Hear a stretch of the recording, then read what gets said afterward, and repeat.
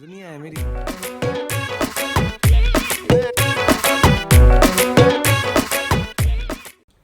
Hey guys, welcome back. I'm Gabriel. Look, I've just finished watching, not just, I watched Fan last night. I was gonna do a review as soon as I finished watching the movie, but then I thought about it. It was such an intense movie, I thought maybe I'll just sleep on it. So I've slept, this morning I've had breakfast and thought about the movie a little bit, and I'm gonna give you my honest reaction.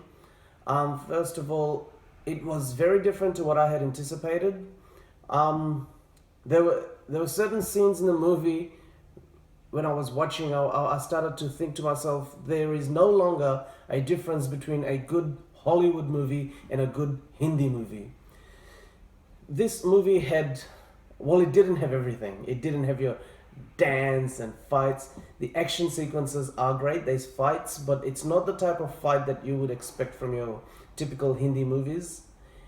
It's a very well grounded movie. It's directed by Manish Sharma, who did movies like Ben Baja Bharat and Shoot Desi Romance. Both those movies, whilst entertaining, were pretty crap after the second half.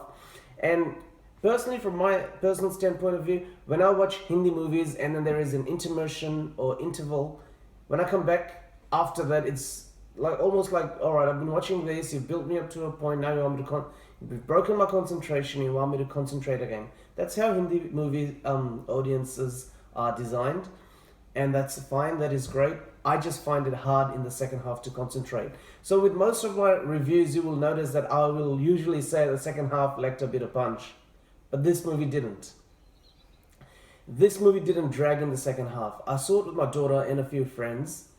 My daughter was basically saying, "Oh, the action sequences dragged a little," and some people have said the action sequences had dragged a little, but I really enjoyed the action sequences in this movie a lot because it was very original.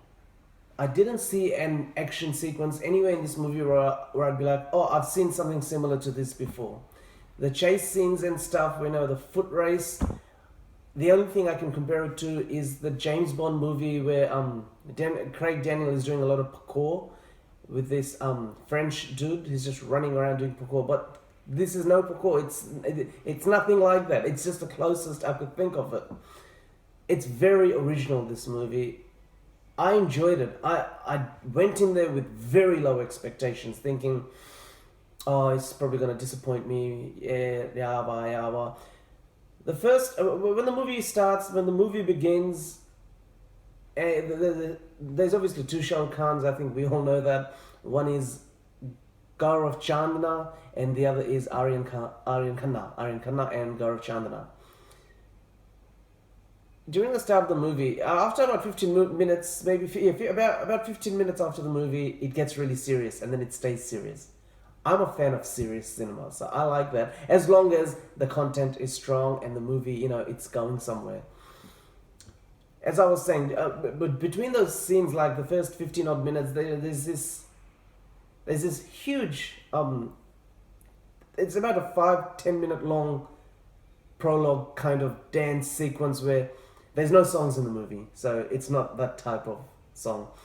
Where Gaurav Chandna is portraying Aryan Khanna, and you see Shah Rukh Khan's movies behind him light up like DDLJ and Kabhi Khushi Kabhi Gum and whatnot.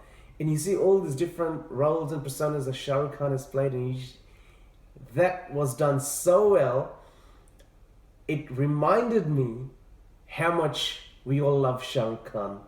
Sometimes in this world where we see so many different actors coming and going and music, and we get caught up in our other passions aside from music and movies, and I love football. But it really took me back to the times where Shah Rukh Khan was Raj. There's no Raj in this movie. Do not be mistaken. There's no Raj.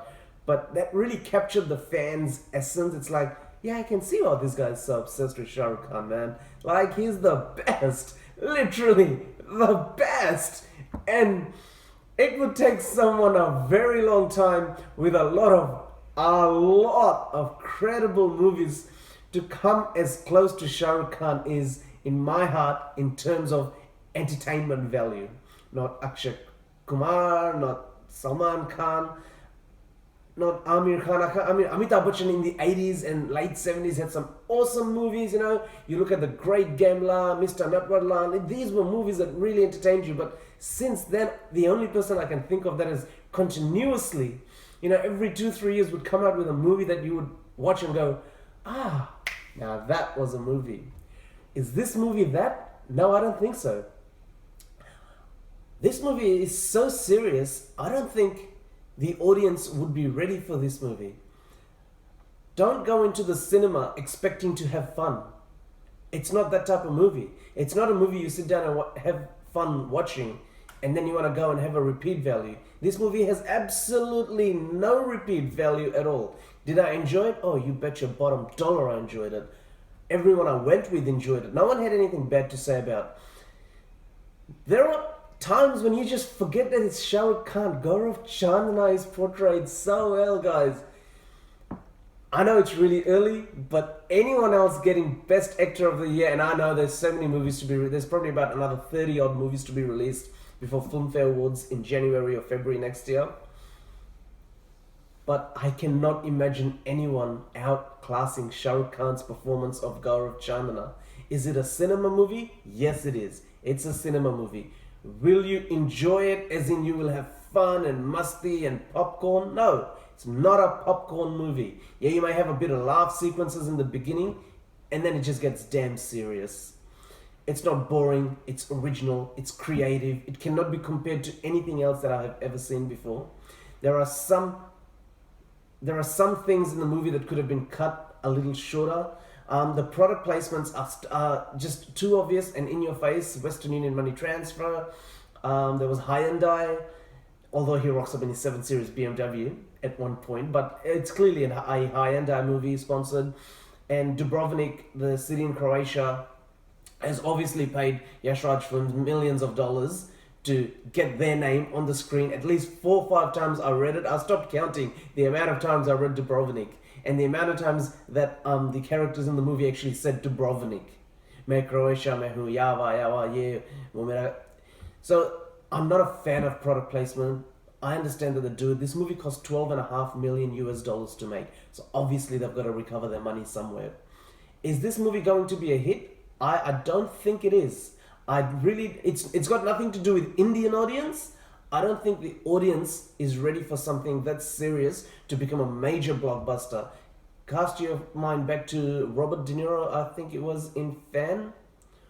Or if you think of Cape Fear, these are really good movies. I'm rattling off my brain here that were very serious. And I'm not talking India now, I'm talking the world. And these movies, yes, they were hits. Yes, they were critically acclaimed movies, but were they really big money makers? I don't think they were.